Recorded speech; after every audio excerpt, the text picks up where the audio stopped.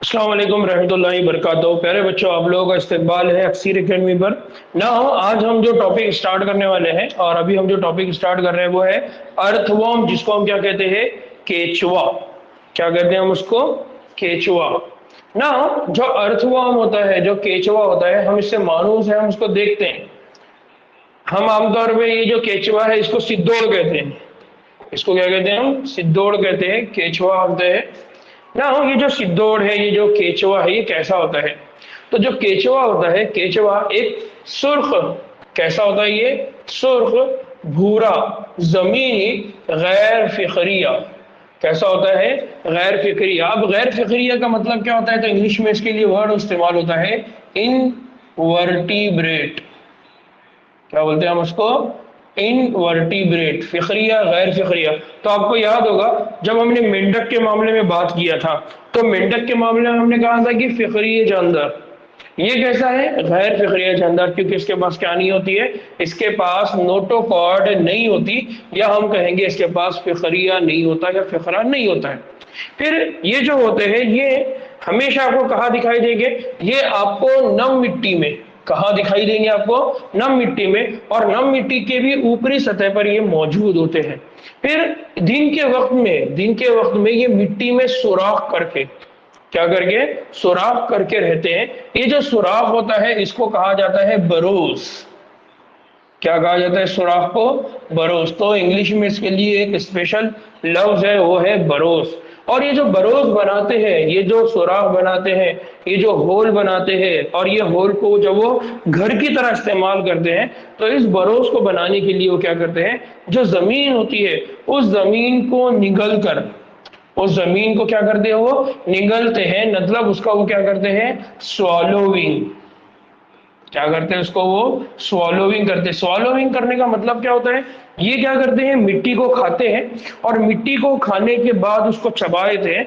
चबाने के बाद उस मिट्टी के अंदर अपने जिस्म के अंदर का जो मादा होता है चिकनाहट वाला, उसको भरते हैं, और फिर जिस्म के बॉडी से उसको बाहर खारिज करते हैं। बाहर खारिज करने के बाद उसका इस्तेमाल करके वो क्या बनाएंगे? उनका घर बनाएंगे।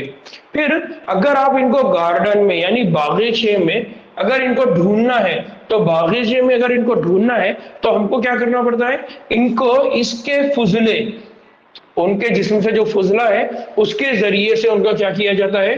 पताया लगाया जाता है। और ये जो पता लगाते हैं, और पता लगाया जिस फुजले के जरिए किया जाता है, उस फुजले को हम यूज करते हैं फर्टिलाइजर के तौर पे, वर्म कास्टिंग के तौर पे। किसके तौर पे? फर्टिलाइजर के तौर पे, या दूसरे लफ्ज में हम कहेंगे कि हम उसको क्या कहते हैं? खाद। किस तौर पे हम उसका इस्तेमाल करते हैं? खाद के तौर पे हम उसका क्या करते हैं?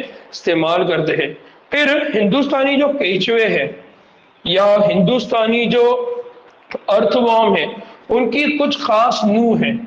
एक खास नू, एक खास किस्म है फेरेटिमा, दूसरा है लुम्ब्रिकॉइड्स।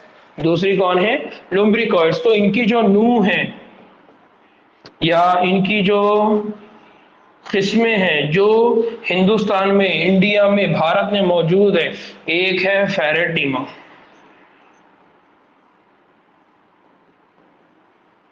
कौन है? फेरेटिमा।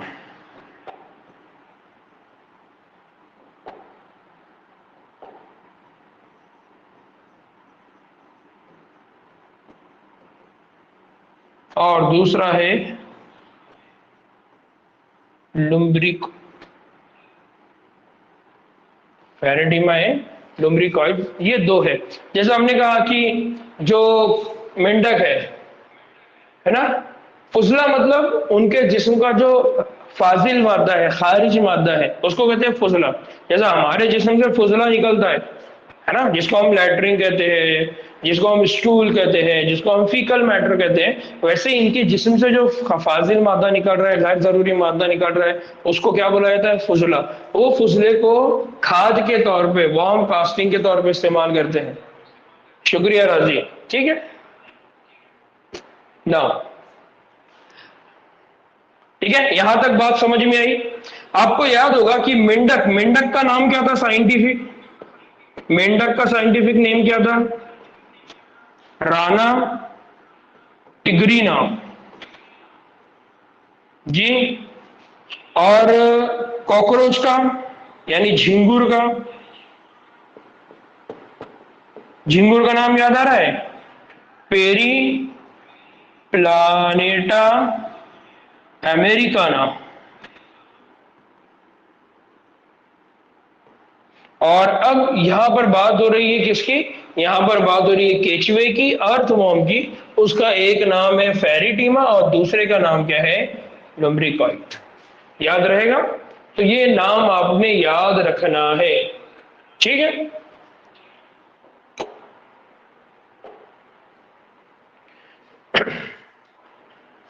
ना अगर इनकी शक्लों की बात करें, इनकी मॉर्फोलॉजी की बात करें, तो इनकी मॉर्फोलॉजी को अगर आप देखेंगे तो आपको देखने का मिलेगा कि जो केचुआ होता है ये बहुत लंबा होता है। केचुए जो होते हैं ये कैसे होते हैं? लंबे होते हैं।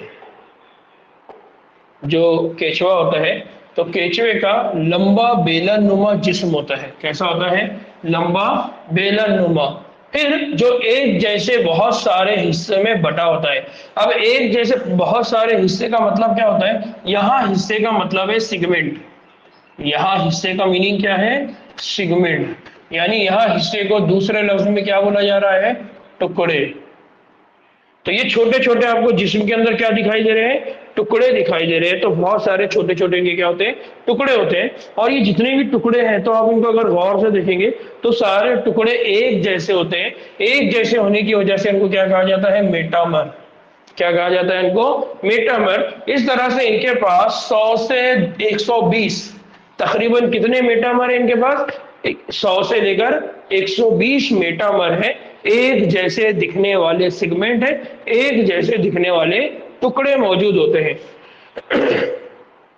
इनकी जो जिस्म की जाहिरी सतह है यानी जो बाहर की सतह है, पर एक दरमियानी, इनकी जो जिस्म की बाहरी सतह है यानी यहां पर दूसरे लफ्ज में हम उसको कहते हैं डॉर्सल साइड।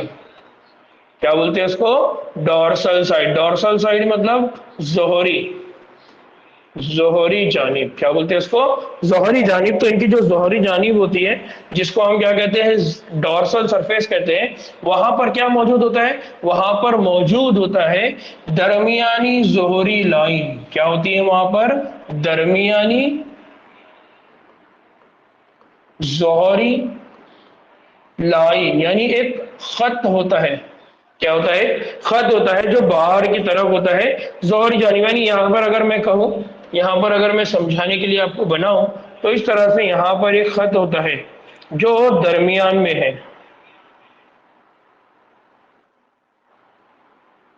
ठीक है? इस तरह से इनके पास क्या होती है? दरमियानी जोहरी लाइन। अब ये जो दरमियानी जोहरी लाइन है, इस दरमियानी जोहरी लाइन का दूसरा एक और नाम है, या ये कहा जाता है कि वो क्या होती है? वो जोहरी शरियान है। वो क्या है? जोहरी शरियान। बाहर की सतह से दिखाने वाली क्या है?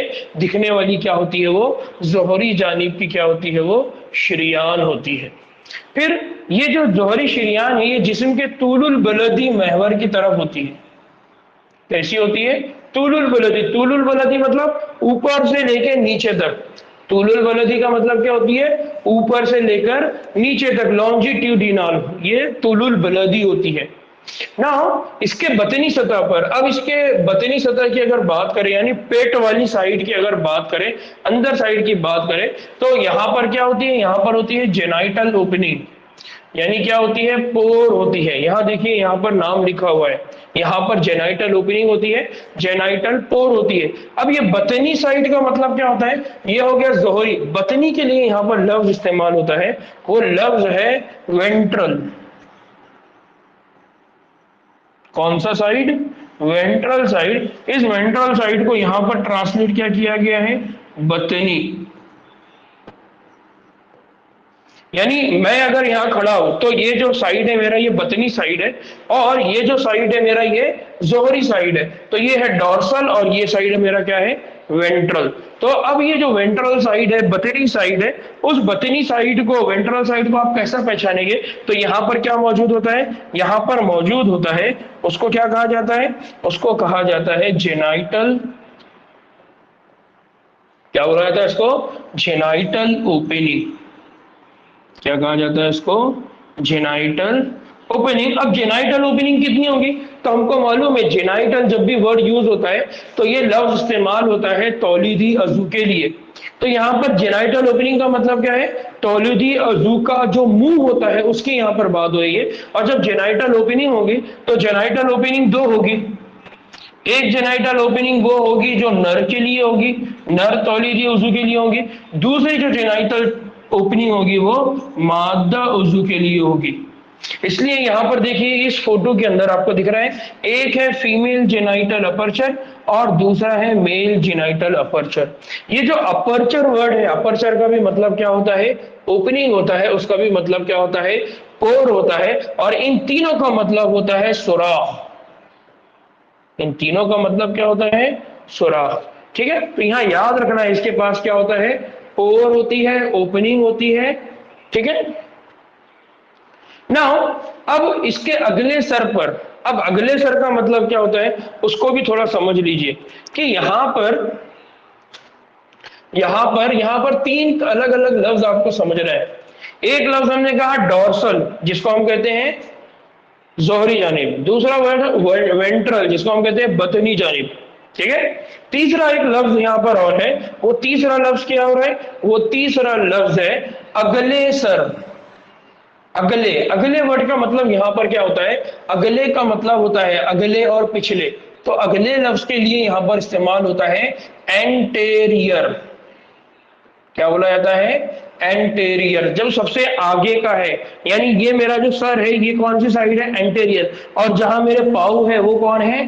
पोस्टेरियर। तो यहां पिछले के लिए जो लफ्ज इस्तेमाल होता है, पिछले के लिए लफ्ज इस्तेमाल होता है पोस्टेरियर। कौन सा लफ्ज इस्तेमाल होता है? पोस्टेरियर। तो आगे के लिए वेंट्रल, पीछे के लिए डोर्सल, ऊपर के लिए सर की तरफ एंटेरियर, पैर की तरफ पोस्टेरियर। ठीक है, तो इस तरह से हम क्या करते हैं, जब हम किसी एनिमल को समझते हैं, किसी हैवान को समझते हैं, तो इस तरह इन अल्फाज के अंदर हम उसको इंडिकेट करते हैं, मार्क करते हैं, निशान करते हैं। ठीक है, समझ में आया? अगर आपको निशानदही करना है तो उस निशानदही के लिए आप क्या करते हैं? इस तरह से अल्फाज बायोलॉजी में इस्तेमाल किए जाते हैं। ठीक है, आप एक ऑपरेशन थिएटर में हैं, आप एमबीबीएस डॉक्टर है, बीडीएस डॉक्टर है। अब आप क्या करेंगे? आपको जो आपका पेशेंट है उसको किधर सुलाना है? आपको उसको पेट की तरफ सुलाना है, यानी उसको पेट की तरफ उसको सुलाना है। तो आप बोलेंगे कि इसको किस तरफ लिटा दो? आप बोलेंगे इसको वेंट्रल साइड पे लिटा दो। अगर आपको उसकी पीठ टेबल पे चाहिए तो आप बोलेंगे कि इसको डॉर्सल की तरफ सुला दो। मतलब पीठ कहाँ रहेंगे? टेबल की तरफ, मतलब डॉर्सल साइड। पेट की तरफ अगर या टेबल के ऊपर अगर पेट रखना है या सामने वाला पोर्शन रखना है तो आप बोलेंगे इसको वेंट्रल। अगर आपको उसका सर का ऑपरेशन करना है या सर की तरफ कुछ बातें करना है तो आप बोलेंगे कि इसका एंटेरियर साइड पे प्रॉब्लम है। अगर पैर के अंदर कोई प्रॉब्लम है तो आप बोलेंगे इसके पोस्टेरियर साइड में प्रॉब्लम है, यानी इसके पैरों की तरफ हमको क्या करना है? देखना है। तो इस तरह से वहां पर क्या होते हैं? टर्म यूज किए जाते हैं। ठीक है, नाउ अब यहां पर एक और लफ्ज है, यहां पर याद रखिए कि इसके अगले सर पर क्या होता है? इसके अगले सिरे पर दहाना और प्रोस्टोमियम। अब ये दो अल्फाज है यहां पर। एक है दहाना। दहाना मतलब, दहाने का मतलब क्या होता है? दहाना हम पढ़ते हैं ना कि हम दहाने पे आके खड़े हो गए। हम क्या बोलते हैं? दहाने पर आके खड़े हो गए। दहाने पर आके खड़े हो गए मतलब मुंह पर आके खड़े हो गए। दहाने का मतलब क्या होता है? मुंह। दहाने का मतलब होता है माउथ। दहाने का मतलब क्या होता है? माउथ। या दहाने का मतलब क्या होता है? मुंह। और ये जो प्रोस्टोमियम है, प्रोस्टोमियम, ये जो लफ्ज इस्तेमाल होता है, ये लफ्ज इस्तेमाल होता है, ये जो अर्थवॉर्म है, इस अर्थवॉर्म का जो मुंह है, इस मुंह के ऊपर जो कवर है, उस कवर को बोला जाता है प्रोस्टोमियम। इसके मुंह के ऊपर जो कवर है उस कवर को क्या बोला जाता है? प्रोस्टोमियम। तो देखिए ये प्रोस्टोमियम है और ये उनका माउथ है। इस माउथ के ऊपर ये जो कवर है, इस कवर को बोला जाता है प्रोस्टोमियम। अब ये प्रोस्टोमियम क्या करता है? ये मुंह को चारों तरफ से ढकता है। ये क्या करता है, मुंह को चारों तरफ से ढकता है। दूसरा ये क्या करता है, ये मिट्टी को तोड़ने में क्या करता है, मदद करता है। यानी इसको जब जमीन के अंदर गड्ढा करना होगा, जमीन के अंदर होल करना होगा, तो उस वक्त मिट्टी को क्या करना होगा, खोदना होगा, मिट्टी को तोड़ना होगा। तो मिट्टी को तोड़ने का और खोदने का काम वो किससे लेगा, प्रोस्टोमियम से। फिर जिससे ये रेंगने में भी क्या करता है, मदद लेता है। यानी इसको जब रेंगना होगा तो रेंगने के लिए भी वो किसकी मदद लेगा, प्रोस्टोमियम की। किसकी मदद लेगा, प्रोस्टोमियम की। किसकी मदद लेगा वो, प्रोस्टोमियम की मदद लेगा। तो यहां पर याद रखना है कि इनका जो सर है, जो अगला साइड है, एंटेरियर साइड है, वहां पर मुंह होता है और वहां पर क्या होता है, प्रोस्टोमियम। फिर एक और चीज याद रखिए कि ये जो प्रोस्टोमियम है, प्रोस्टोमियम ये काम हवासी है। ये कौन सा हिस्सा है, ये हवासी हिस्सा है। यानी ये जो प्रोस्टोमियम है, इस प्रोस्टोमियम का जो काम है वो काम क्या है, हवासी आजा है, या हम कहेंगे ये कैसा है, हिस्सी आजा है। ये क्या है उसका, हिस्सी उजू। हिस्सी उजू का मतलब क्या है कि बाहर जो भी टच है, बाहर जो भी इन्वायरमेंट है, बाहर जो भी चीज रखी हुई है, उसको महसूस करना है, उसको फील करना है।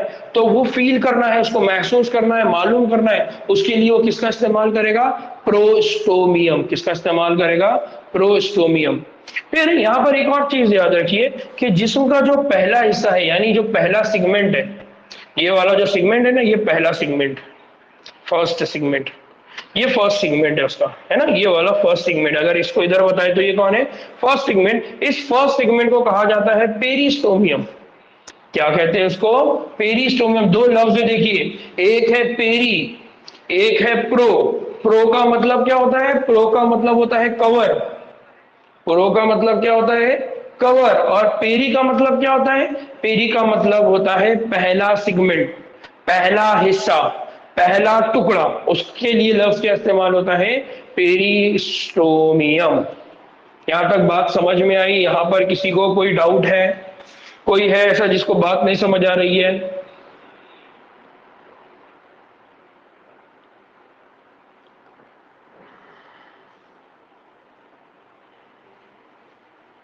कोई है ऐसा? ठीक है, चलिए, ठीक है ना। अब हम आगे बढ़ रहे हैं और ना, यहां पर क्या होता है, जो मुंह है, उस मुंह के अंदर क्या होता है, बक्कल सिगमेंट। क्या होता है, बक्कल सिगमेंट। हमने क्या कहा, हमने कहा कि ये जो पहला हिस्सा है, मैं थोड़ा जरा इसको और साफ करता हूं। हमने क्या कहा, हमने कहा कि ये जो हिस्सा है, ये उसका पहला हिस्सा है, और इस पहले हिस्से को क्या कहा जाता है, पेरिस्टोमियम। अब इस पहले हिस्से के बाहर जो है ये क्या है, माउथ, और अंदर का जो हिस्सा है, अंदर वाला जो है, उसको क्या कहा जाता है, बक्कल कैविटी। क्या कहते हैं उसको, बक्कल कैविटी, या हम कहेंगे जोफ।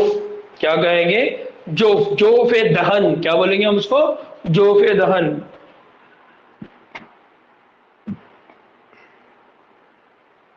क्या बोल सकते हैं हम उसको, जोफे दहन। फिर एक बालिग जो केचवा होता है, एक बालिग जो केचवा होता है, उस केचवे के 14 से लेकर 16वें हिस्से तक, यानी 14 से लेके 16वां जो सिगमेंट है, कौन सा 14 से लेकर 16, 14 से लेकर 16, ये जो सिगमेंट है,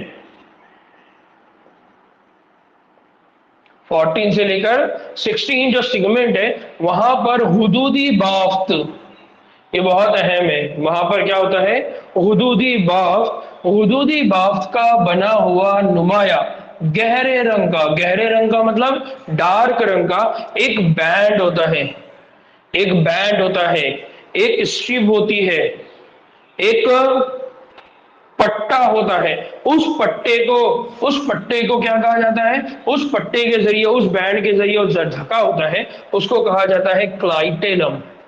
क्या कहते हैं उस पट्टे को, क्लाइटेलम। तो यहाँ याद रखना है, इनका ये जो बालिग केचवा है, उस बालिग केचवे के अंदर जो 14 से लेकर जो 16वां हिस्सा है, जो सिगमेंट है, वहां पर हुदूदी बाफ्त होती है, ग्लैंड्यूलर टिश्यू होते हैं। क्या होते हैं वहां पर, हुदूदी बाफ यानी वहां कौन होते हैं, ग्लैंड्यूलर टिश्यू। याद आया है आपको, हमने ग्लैंड्यूलर टिश्यू अभी पढ़ा है पीछे।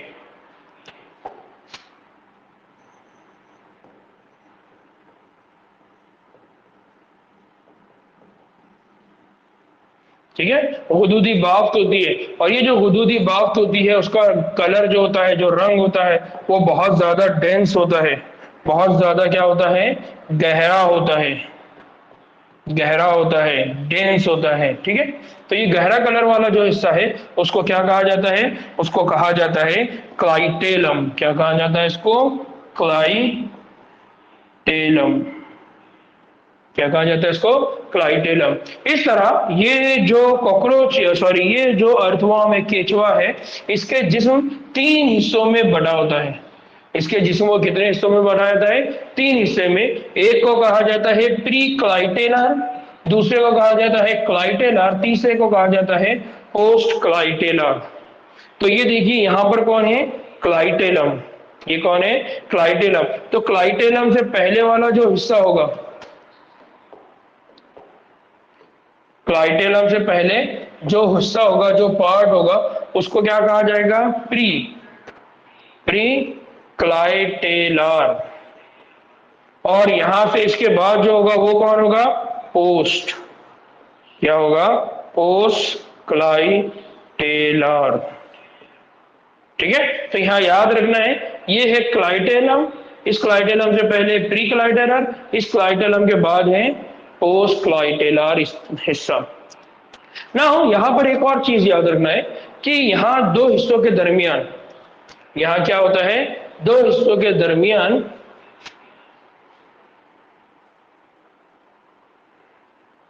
यहां पर एक और चीज है जिसको अच्छे से समझना है। वो क्या है, यहां पर दो हिस्सों के दरमियान, दो हिस्से मतलब दो सिगमेंट्स, ये एक और अच्छा पॉइंट है जिसको आपने याद रखना है बच्चों, कि यहां पर क्या होता है, यहां पर दो हिस्सों, दो हिस्सों का मतलब यहां क्या हो रहा है, सिगमेंट। दो हिस्सों का मतलब क्या होता है, सिगमेंट। इन दो हिस्सों के बीच में जो सिगमेंट होता है इसको कहा जाता है ग्रूव। क्या कहा जाता है इसको, ग्रूव। और ये जो ग्रूव है जो दो हिस्सों के बीच में है उसको कहा जाता है इंटर सिगमेंटल। क्या कहा जाता है इसको, इंटर सिगमेंटल ग्रूव। क्या कहा जाता है इसको, inter segmental groove. Inter segmental groove का मतलब क्या है, इंटर सिगमेंटल ग्रूव का मतलब है दो हिस्सों के बीच में ग्रूव, दो हिस्सों के दरमियान या दो सिगमेंट के दरमियान का ग्रूव। ग्रूव का मतलब क्या होता है, ग्रूव का मतलब होती है दीवार। ग्रूव का मतलब क्या होता है, दीवार। क्योंकि हमने कहा कि यहां पर क्या है, सिगमेंट्स है। ये एक सिगमेंट है, उसके बाजू दूसरा है, उसके बाजू तीसरा है, उसके बाजू चौथा है। अब ये दो सिगमेंट के बीच में ये कौन है, ग्रूव। ये दो सिगमेंट के बीच में ये कौन है, ग्रूव। ये दो सिगमेंट के बीच में कौन है, ग्रूव। इसलिए कहा जा रहा है दो सिगमेंट, दो हिस्सों के दरमियान क्या होता है, एक दीवार होती है, उसको क्या कहा जाता है, ग्रूव।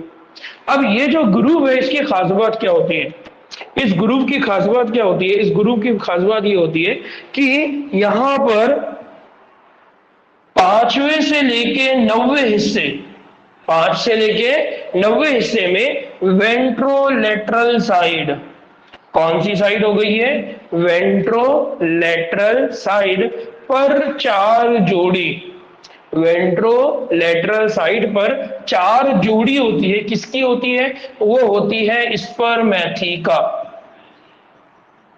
स्पर्मैथिका अपर्चर। इसकी होती है स्पर्मैथिका अपर्चर। स्पर्मैथिका क्या होती है, तो जब हम कॉकरोच पढ़ रहे थे उस वक्त भी मैंने कहा कि जो स्पर्म को जमा करके रखने वाली थैली होती है, उस स्पर्म को जमा करके रखने वाली थैली को कहा जाता है स्पर्मैथिका। और इस थैली का जो मुंह होगा, इस थैली का जो मुंह होगा, उस मुंह को कहा जाता है स्पर्मैथिकल अपर्चर। अब यहां पर मेरे को एक लफ्ज आपको समझाना है, वो है वेंट्रोलेटरल। क्या है वो, वेंट्रोलेटरल।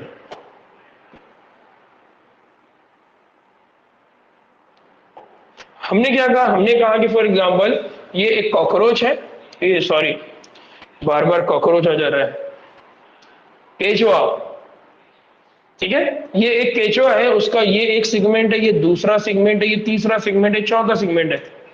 अब ये जो साइड है, ये साइड उसकी बतनी साइड है, सामने वाले हिस्सा है, यानी ये बतनी है, इसका मतलब इसको हम क्या बोलेंगे, वेंट्रल। और अगर पीछे की साइड हो तो हम क्या बोलेंगे इसको, डॉर्सल। पीछे की साइड हो, जोहरी जानिब हो तो हम क्या कहते हैं, डॉर्सल। फिर आजू बाजू जो है, अभी मैंने आपको क्या बताया था, मैंने आपको बताया था फ्रंटल साइड वेंट्रल, पीछे की साइड डॉर्सल, ऊपर की साइड एंटेरियर, पैरों की साइड पोस्टेरियर। तो फिर आजू बाजू क्या होता है, ये जो आजू बाजू की साइड होती है उसको कहा जाता है लेटरल। क्या कहा जाता है इसको, लेटरल। लेटरल का मतलब क्या होता है, आजू एंड बाजू। क्या कहा जाता है उसको, आजू, और उसको क्या कहा जाता है, बाजू। क्या कहा जाता है इसको, आजू, और उसको क्या कहा जाता है, बाजू, आजू बाजू। तो यहां पर जब वो 5 से 9 हिस्से में वेंट्रोलेटरल कह रहा है, इसका मतलब यहां पर एक, यहां पर है एक, यहां पर है। वेंट्रो मतलब सामने है, लेटरल मतलब आजू बाजू है। वेंट्रो मतलब सामने है, आजू बाजू है, वेंट्रो मतलब सामने है, और दोनों भी एक दूसरे के आजू बाजू होती है। तो ये जो स्पर्मेथिकल अपर्चर है, उनकी जो ओपनिंग होती है, उनकी जो होल होती है, वो क्या होती है, आजू बाजू और सामने की जानिब होती है। ठीक है, यहां पर किसी को कोई डाउट है?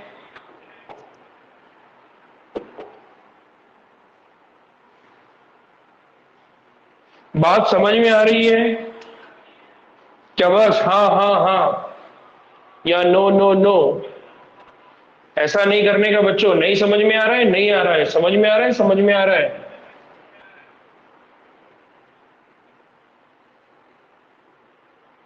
ठीक, चलिए ना, अब हम बात कर रहे हैं स्पर्मेथिकल अपर्चर। हमने क्या कहा, हमने कहा कि वहां पर क्या होती है, 5 से 9 सिगमेंट के अंदर, 5 से लेकर 9वें सिगमेंट तक वहां पर क्या होती है, वहां पर होती है स्पर्मेथिकल अपर्चर। और स्पर्मेथिकल अपर्चर क्या होता है मैंने पहले बताया है ना। फिर यहां पर एक बात याद रखिए, जो 14वां हिस्सा है या जो 14वां सिगमेंट है, इस 14वें सिगमेंट के मिड वेंट्रल लाइन, कौन सी लाइन, मिड वेंट्रल। देखिए अभी, और ये है साइड, ये है सिगमेंट्स, और इन सिगमेंट्स के अंदर, ठीक है, फॉर एग्जांपल ये 14 सिगमेंट है, ठीक है, और ये जो सिगमेंट है ये सामने वाला सिगमेंट है, मतलब वेंट्रल है। अब बात हो रही है मिड और बात हो रही है वेंट्रल। मिड का मतलब हो गया बीच में, और वेंट्रल का मतलब हो गया वेंट्रल साइड। तो ये जो 14वां सिगमेंट है, यहां पर मिड वेंट्रल क्या होती है, यहां पर विंड वेंट्रल क्या होती है मिड वेंट्रल पे। इस मिड वेंट्रल पे एक अकेला, यानी ये सिंगल, अकेला क्या होता है, अब एक अकेला, एक अकेला क्या होता है, फीमेल जेनाइटल पोर। क्या होता है ये, फीमेल जेनाइटल पोर।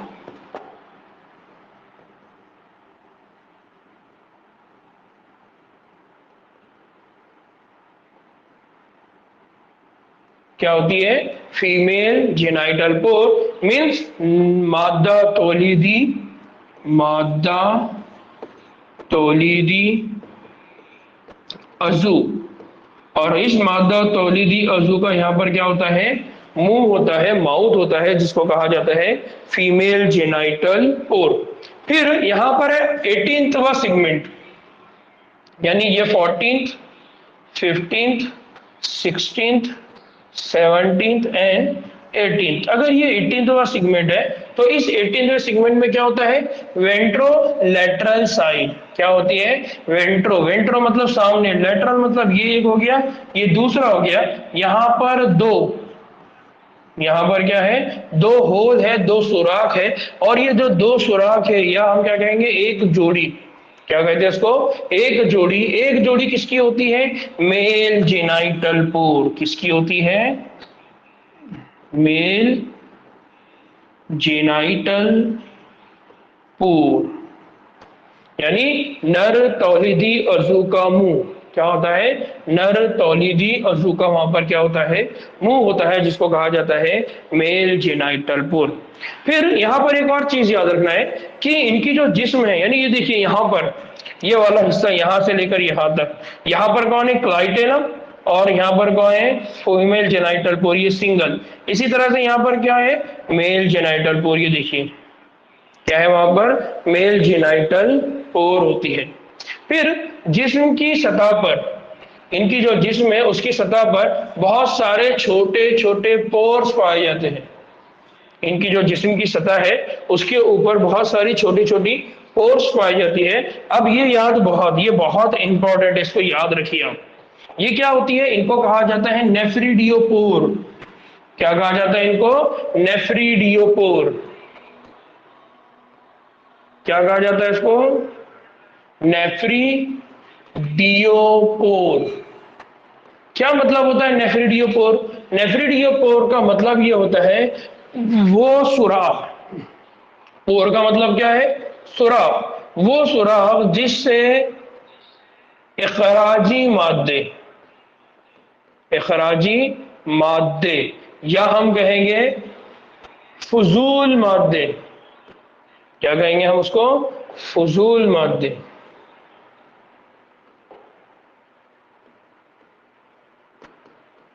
क्या हो गए, जिस्म से क्या हो गए, खारिज किए जाएंगे, बाहर किए जाएंगे। जैसा हम इंसानों के जिस्म के अंदर जो गुर्दा है, उस गुर्दे के अंदर क्या पढ़ते हैं, नेफ्रॉन। क्या पढ़ते हैं हम, नेफ्रॉन। और ये नेफ्रॉन भी हमारे गुर्दे के अंदर, ये नेफ्रॉन भी हमारे गुर्दे के अंदर क्या करता है, इखराजी मादों को जिस्म से बाहर करने का क्या करता है, काम करता है। वैसे ही इनके जिस्म में कौन होता है, इनके जिस्म में होता है नेफ्रिडियोपोर। याद रहेगा।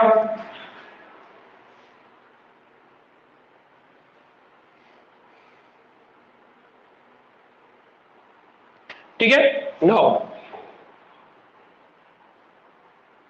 नाउ अब एक और चीज यहां पर बहुत अहम है जिसको याद रखना है कि यहां पर क्या होता है, यहां पर एक और स्ट्रक्चर है, एक और साफ्ट है, उसको कहा जाता है सीटाई। क्या कहा जाता है इसको, सीटाई। ये सीटाई क्या है, ये सीटाई एस, एस जो इंग्लिश का अल्फाबेट है ना, एस शक्ल की लाइन, या उसको बोला जाता है रो, क्या बोला जाता है इसको, लाइन, या उसको बोला जाता है रो, या हम उसको उर्दू में कहेंगे खत। क्या होता है, खत। तो यहां पर क्या होता है, एक सीटाई शक्ल होती है, एस शक्ल होता है। तो ये जो सीटाई होती है, ये सीटाई अब्सेंट होती है या मौजूद नहीं होती है। कहां पर मौजूद नहीं होती है, ये सीटाई मौजूद नहीं होती है, पहला पहला हिस्सा।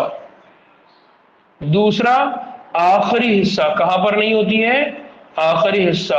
और ये कहां नहीं होती है, तो ये नहीं होती है तो क्लाइटेलम। कहां पर नहीं होती है ये, क्लाइटेलम। तो ये तीन हिस्से होते हैं, इन तीन हिस्सों के अंदर कौन एब्सेंट होता है, सीटाई। तो अब बात क्या हो रही है, बात ये हो रही है कि पहला, आखिरी और क्लाइटेलम को छोड़कर जिस्म के हर एक हिस्से में, यार हिस्से का मतलब क्या है यहाँ पर, सिगमेंट, जिस्म के हर सिगमेंट में क्या होती है, एस शेप्ड, हर सिगमेंट में क्या होती है, एस शेप। सीटाई की क्या होती है, खतार होती है, लाइन होती है, खत होता है, या रो होती है। जो हर एक हिस्से के बीच में इपिडर्मल पिट्स, किसके दरमियान में होती है, इपिडर्मल पिट्स। इपिडर्मल पिट्स का मतलब क्या होता है, जो बाहरी दीवार है, उस बाहरी दीवार जो इपिथेलियम से बनी होती है, किससे बनी होती है, इपिथेलियम से बनी होती है, उसकी पिट्स, पिट्स का मतलब क्या होता है, गड्ढा। क्या होता है, गड्ढा, गढ़ा बोलते हैं जिसको हम जिसको क्या बोलते हैं, गढ़ा, गड्ढा, खड्डा, है ना। तो ये जो गढ़ा होता है, उस गढ़े के अंदर होती है, में बिखरा होता है। सीटाई अंदर और बाहर हो सकता है। सीटाई क्या करता है, अंदर और बाहर। अंदर और बाहर का मतलब क्या है, वो रिलैक्स होगा, कॉन्ट्रैक्ट करेगा, कॉन्ट्रैक्ट होगा, रिलैक्स होगा, सिकुड़ेगा, फैलेगा, सिकुड़ेगा, फैलेगा। और इस सिकुड़ने और फैलने की वजह से वो बहुत अहम काम, जिसको हम क्या कहते हैं, लोकोमोशन, क्या करता है वो, लोकोमोशन। लोकोमोशन म्हणजे लोकोमोशन का मीनिंग क्या है, कोई बताएगा लोकोमोशन का मीनिंग क्या है?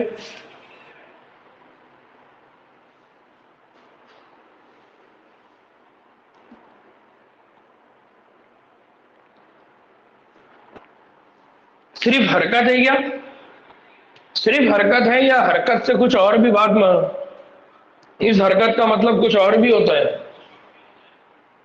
हरकत यहां पर सिर्फ हरकत का मतलब नहीं है कि लोकोमोशन। देखिए एक होती है हरकत, हाँ बहुत अच्छा अलीजाबा जी। एक हरकत, हरकत की वजह से एक जगह से दूसरी जगह पे चले जाना, जैसा मेरी आंख है, मेरी आंखों में भी हरकत है, मेरी जबान है, मेरी जबान में भी हरकत है, लेकिन इस हरकत की वजह से मेरी जगह चेंज नहीं होती। इस हरकत की वजह से मेरी जो लोकेशन है, मेरी जो जगह है वो तब्दील नहीं होती। लेकिन अगर मेरे पाँव में हरकत होने लगे तो मेरे पाँव की हरकत की वजह से क्या होगा, मेरी जगह चेंज हो जाएगी, मैं एक लोकेशन से दूसरे लोकेशन पे चला जाऊंगा। उस कंडीशन में इसको क्या कहा जाता है, लोकोमोशन। तो आमतौर पे हरकत, हरकत के अंदर दो तरह की हरकत है। एक हरकत वो है जिससे आपके जिस्म की जगह में कोई तब्दीली ना हो, दूसरी हरकत वो है जिससे आपके जिस्म के अंदर एक जगह से दूसरी जगह आपकी लोकेशन, जगह आपकी तब्दील हो जाए, आपका प्लेस चेंज हो जाए, तब उसको कहा जाता है लोकोमोशन। जी क्लियर? हाँ बहुत अच्छे अक्साबाजी, नकल व हरकत, नकलो मकानी हम बोलते हैं ना, हिजरत करना बोलते हैं हिजरत, तो ऐसा नकलो मकानी है, बहुत अच्छा वर्ड।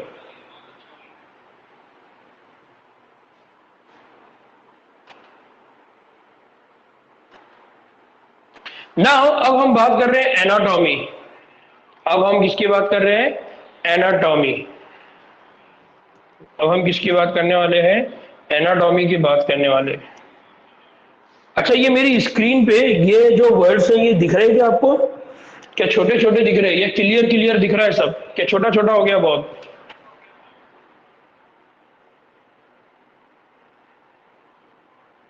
समझ आ रहा है, पढ़ते आ रहा है, पढ़ते आ रहा है कि, लेकिन थोड़ा बारीक है लेकिन पढ़ते आ रहा है क्या आपको? दानिश पढ़ते आ रहा है क्या बेटा?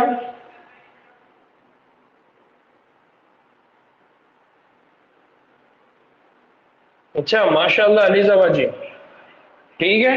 नाउ नाउ हम क्या कह रहे हैं कि एनाटॉमी की अगर बात करें तो एनाटॉमी में ये है कि जो कछुए है, कछुए का जो, सॉरी कछुआ बोल रहा हूं मैं, केचुआ, जो केचुआ है ये अर्थवॉर्म है, तो केचुए की जो जिस्म की दीवार है, तो बाहर से उस पर एक पतला गैर खलवी क्यूटिकल, देखिए अब ये बहुत अहम है, क्या है ये, गैर खलवी, क्या बोला गया उसको, क्यूटिकल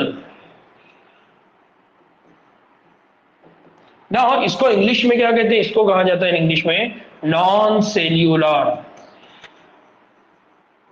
नॉन सेल्यूलर क्यूटिकल। तो इनके जिस्म के ऊपर एक कवर होता है, इनके जिस्म के ऊपर क्या होता है, कवर होता है, उस कवर को कहा जाता है गैर खलवी।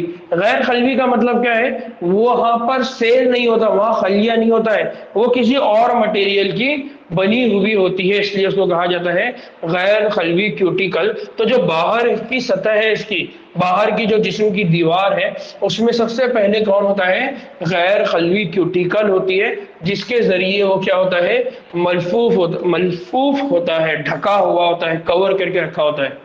फिर ये जो गैर खलवी क्यूटिकल है, इसके नीचे क्या होती है, इसके नीचे एपिडर्मिस, इसके नीचे क्या होती है, एपिडर्मिस,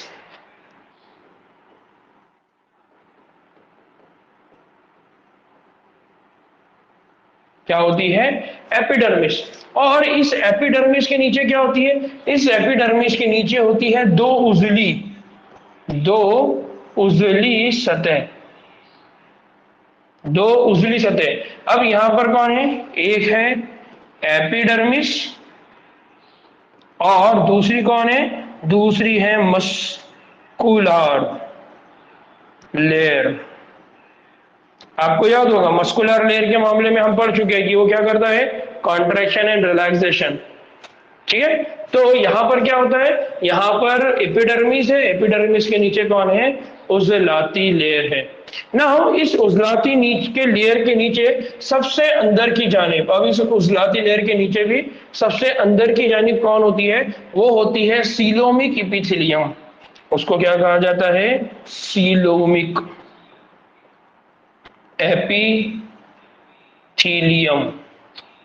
क्या कहा जाता है इसको, सीलोमिक इपिथेलियम ना। दो बातें यहां समझ लीजिए जो बहुत अहम है, उसके बाद में हर वर्ड का आपको मीनिंग समझाऊंगा।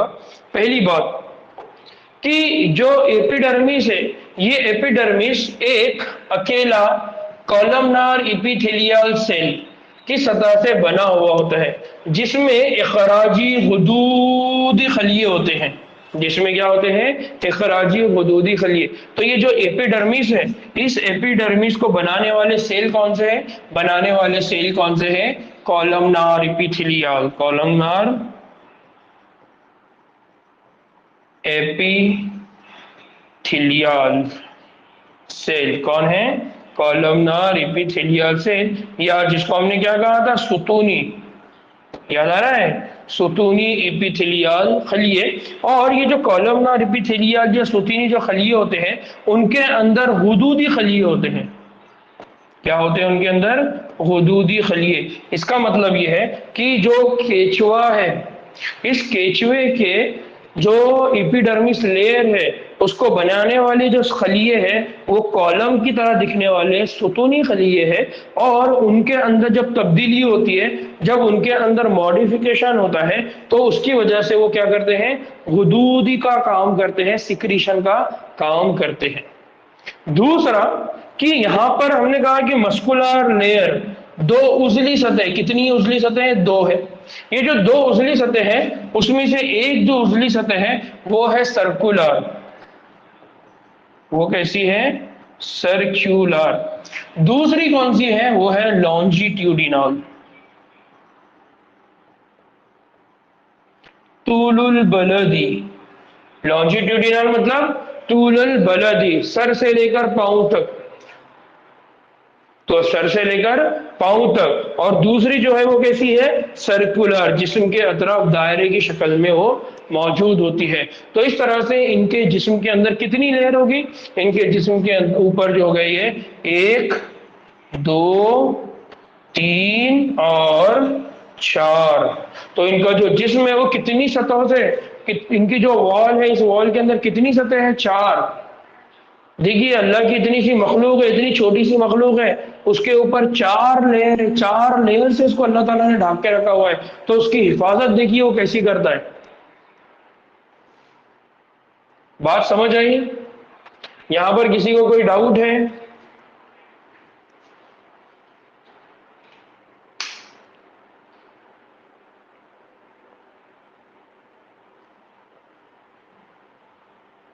अरे बाकी के लोग कहाँ गए, सिर्फ 3 ही लोगों का आया अभी, अक्सा, लीजा, ठीक, सलाउद्दीन, शायान, याहिया, मोहम्मद, आजिक, फातिमा, अदनान, महक,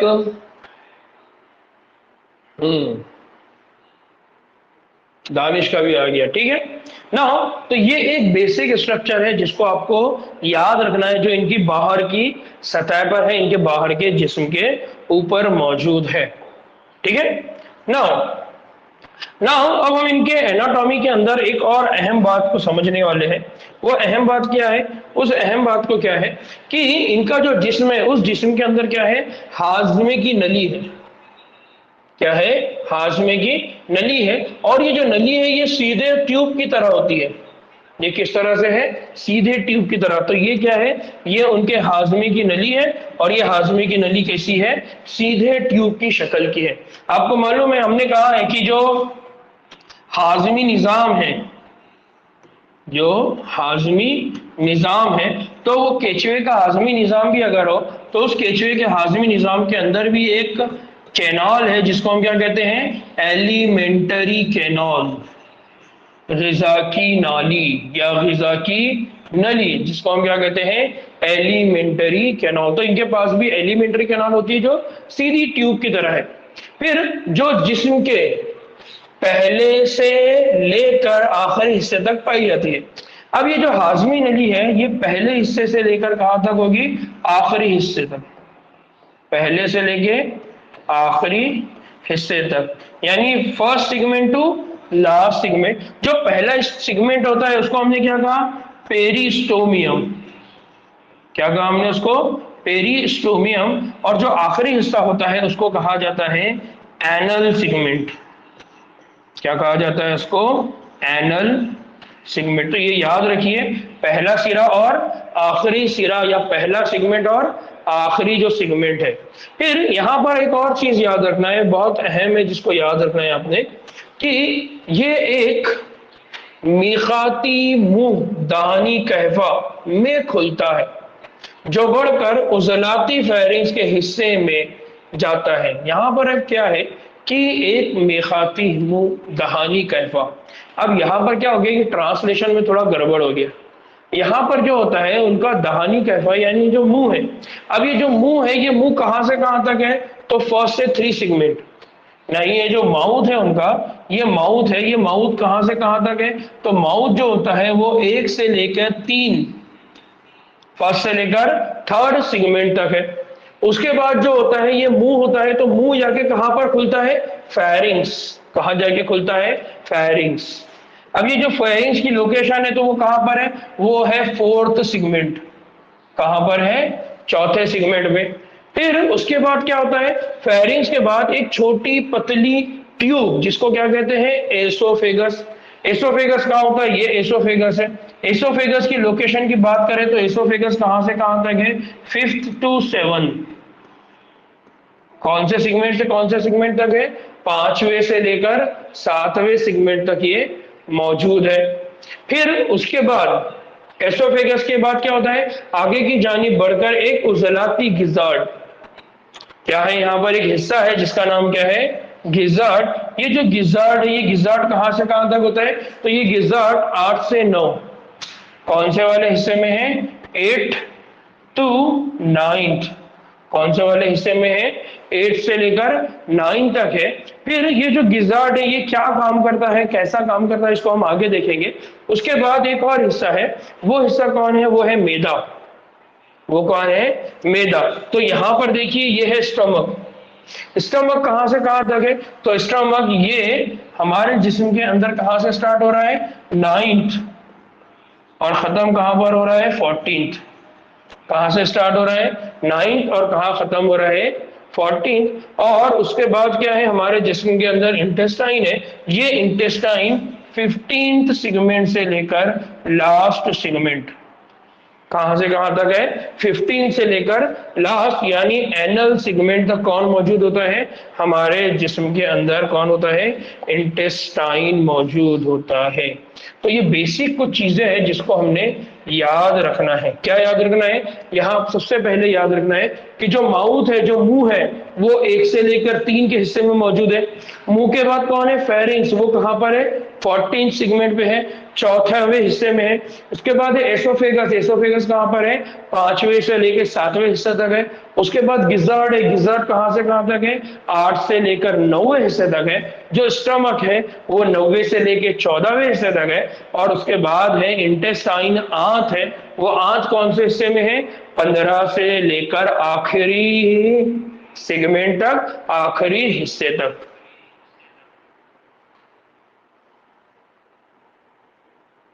जी, नमीरा, गिजार्ड और शयान। उर्दू में क्या बोलना है बेटा, गिजार्ड। गिजार्ड का मतलब क्या होता है, मिक्सर, जो छोटी छोटी टुकड़ों में डिवाइड कर देगा, पीस के रख देगा।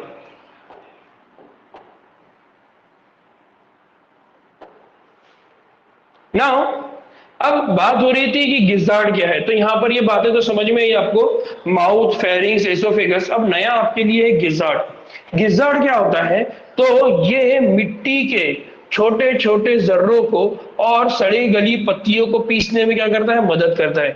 ये जो गिजार्ड होता है ना, ये गिजार्ड बहुत इंपॉर्टेंट ऑर्गन है, बहुत अहम है। ये एक तरह से आप कह सकते हैं कि ये उनके जिस्म का अंदर मिक्सचर है। कौन है ये? मिक्सचर है। ये क्या कर देगा? मिक्स करके रख देगा, पीस के रख देगा। तो ये क्या करता है, जो भी छोटे छोटे जरिए, क्योंकि हमको मालूम है जो केचवा है वो केचवा क्या करता है, केचवा क्या करता है, बहुत अच्छा लफ्ज बोला है, ग्राइंडर। ये क्या होता है? ग्राइंडर है। ग्राइंड करके रख देता है, पीस के रख देता है। तो ये जो ग्राइंडर है ये क्या करता है, ये गिजार्ड मिट्टी को, मिट्टी के जर्रों को, और जो पत्ते होते हैं झाड़ों के, उन पत्तों को भी क्या कर देता है, पीस के रख देता है, ग्राइंड करके रख देता है, छोटे छोटे हिस्सों में क्या कर देता है, तोड़ के रख देता है। उसको कहा जाता है गिजार्ड। ठीक है। फिर मैदा जो होता है उसमें 9 से 14 हिस्से तक क्या होता है, मैदा पाया जाता है। केचुए का जो खाना है वो सड़ी गली पत्तियां और मिट्टी के साथ मिला हुआ नामियाती मादा है।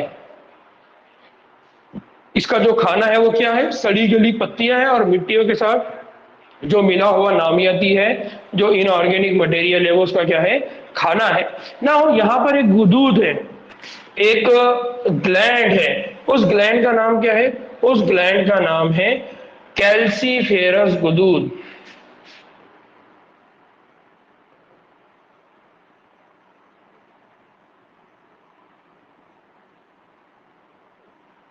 क्या कहा जाता है इसको? कैल्सीफेरस गुदूद, जो मैदे में होता है और इंसानों में पाए जाने वाले ह्यूमिक एसिड को न्यूट्रलाइज करता है। अरे ये ह्यूमन में कहां से आ गया? ये क्या करता है, ये जो ह्यूमिक एसिड होता है, तो उस ह्यूमिक एसिड को क्या करेगा, न्यूट्रलाइज करेगा। ह्यूमिक एसिड जो होता है उसको वो क्या करता है, न्यूट्रलाइज करता है। यहाँ पर मेरे हिसाब से कुछ तो भी ट्रांसलेशन में गड़बड़ हो गई, तो इसको याद रखिए। जो कैल्सीफेरस ग्लैंड है ये क्या करता है, जो ह्यूमिक एसिड बनता है, क्या बनता है, ह्यूमिक एसिड। अब ये ह्यूमिक एसिड क्या है, ये ह्यूमिक एसिड जो मिट्टी होती है उस मिट्टी में मौजूद होता है। तो इस ह्यूमिक एसिड की वजह से जो केचुआ है, उस केचुए के जिस्म के अंदर एसिडिटी बढ़ जाएगी। उस एसिडिटी को क्या करना है, न्यूट्रलाइज करना है। क्या करना है, न्यूट्रलाइज करना है। यानी हम कहते हैं ना तेजाबी और असासी, तो उसको जो ह्यूमस होता है, ह्यूमस जो होता है, ये ह्यूमस की वजह से क्या होता है, ये ह्यूमस जो होता है ये मिट्टी के अंदर एक एसिड है जिसका नाम है ह्यूमिक एसिड। ह्यूमस जो होता है ये ह्यूमिक एसिड है। बेसिकली यहाँ पर ये जो तर्जुमा है ये गलत है। क्या है ये तर्जुमा? यहाँ पर ह्यूमिक एसिड का मतलब ह्यूमन में, इंसानों में मौजूद होने वाला नहीं है। ये ट्रांसलेशन गलत हो गया। ह्यूमिक एसिड, ह्यूमिक एसिड मतलब ऐसा एसिड जो हमारे मिट्टी में होता है, सॉइल में होता है। तो जब ये सॉइल खाते हैं, मिट्टी खाते हैं, तो इनके जिस्म में ये ह्यूमिक एसिड चला जाएगा, जिसकी वजह से उनके जिस्म की एसिडिटी बढ़ जाएगी। उस एसिडिटी को न्यूट्रलाइज करना होता है। उसको न्यूट्रलाइज करने का काम कौन करेगा? कैल्सीफेरस गुदूद करेगा। फिर आंत की होती है, आंत 15वें हिस्से से शुरू होती है और आखिरी वाले हिस्से तक होती है। कहां से स्टार्ट होगी? 15 से, और कहां तक जाएंगी? आखिरी हिस्से तक। फिर एक जोड़ा छोटा कोनिकल इंटेस्टिनल सीका है, यानी इनके पास एक जोड़ा होता है, उसको कहा जाता है कोनिकल। जो कैसा होता है? कोनिकल होता है, यानी त्रिकोण होता है। कोनिकल का मतलब कैसा होता है? त्रिकोणी, यानी 3 कोनों की शक्ल का एक होता है, उसको कहा जाता है सीकाय। क्या कहा जाता है इसको? इंटेस्टिनल सीकाय। क्या कहते हैं इसको? इंटेस्टिनल सीकाय। तो यहाँ पर इंटेस्टिनल सीकाय होता है, जो छोटे छोटे कोनिकल शक्ल के होते हैं, जो आंत के 26वें हिस्से में होते हैं। ये जो कोनिकल हिस्सा है ये कौन से वाले हिस्से में है? 26, यानी 26। कौन से वाले हिस्से में होते हैं? 26 हिस्से से निकलते हैं। 25 से लेकर 35 वे हिस्से के दरमियान पाई जाने वाली जो आंत है, 25 से लेकर 35 यानी यहां से लेकर यहां तक जो आंत होती है, उस आंत की एक खास खूबी है कि इसकी जोहरी दीवार यानी डॉर्सल साइड के अंदर दरमियानी जो तय होती है उसे कहा जाता है टाइफ्लोसोल। क्या कहा जाता है उसको?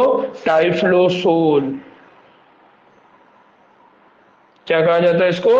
टाइफ्लोसोल कहा जाता है। इसकी वजह से आंत में, इसकी वजह से आंत में इंजज़ाब की जो असली रकबा है, इंजज़ाब का जो असली रकबा है, यानी सरफेस एरिया, इंचेस आपका क्या है, surface area. Absorptive surface area या एब्जॉर्प्शन जो सरफेस एरिया है, वो एब्जॉर्प्शन सरफेस एरिया क्या हो जाता है, बढ़ जाता है, जिसकी वजह से ये क्या करेगा, ज्यादा से ज्यादा इंतजाम करेगा, ज्यादा से ज्यादा न्यूट्रिएंट्स को, ग़िज़ाइयत को ये क्या कर सकता है, जज्ब कर सकता है, अपने खून में क्या कर सकता है, शामिल कर सकता है। यहाँ पर किसी को कोई डाउट है?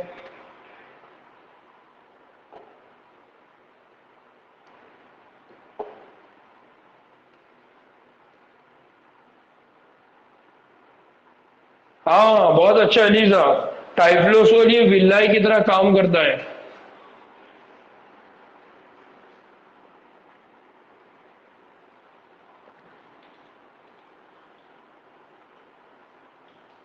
ठीक है, नाउ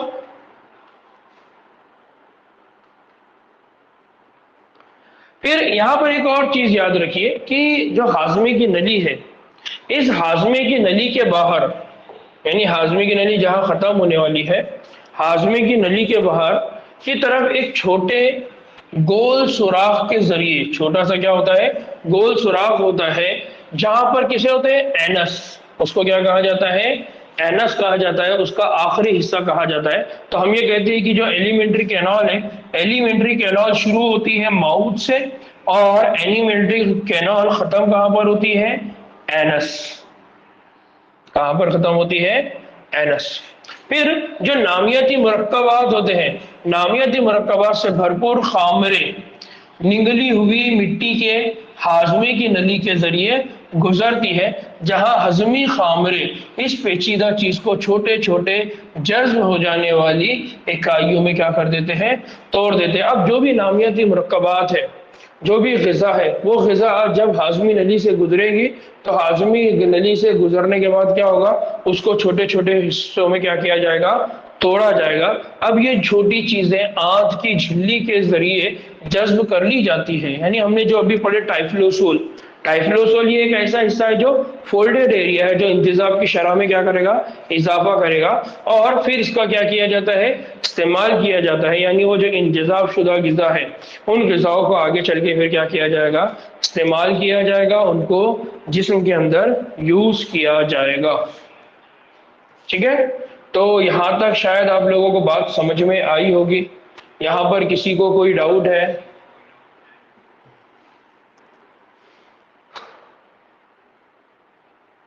ठीक है, तो इसमें कुछ और दो तीन सिस्टम बाकी है।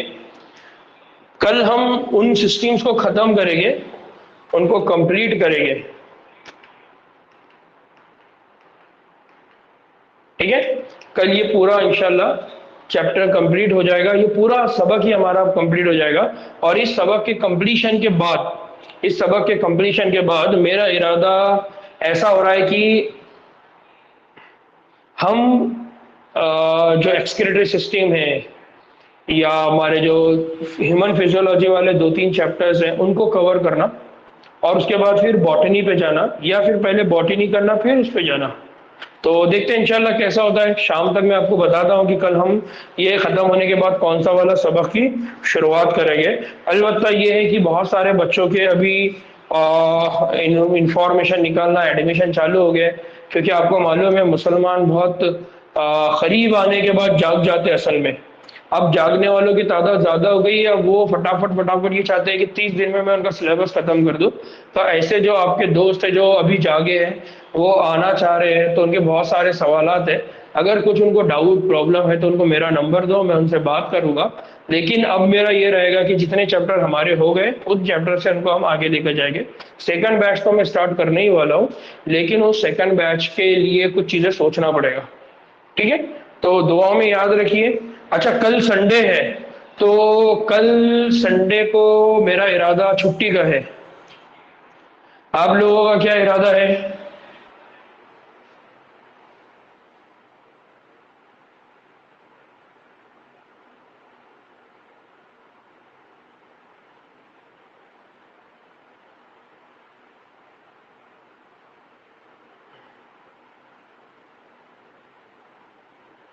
अरे ये जो एसयू विश है और जैसा आप चाहें, मतलब इनका इरादा छुट्टी का है लेकिन ये बोल नहीं पा रहे।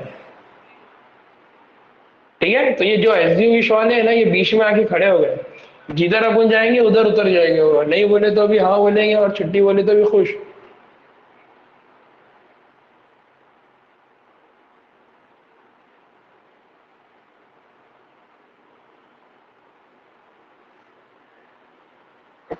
हम्म।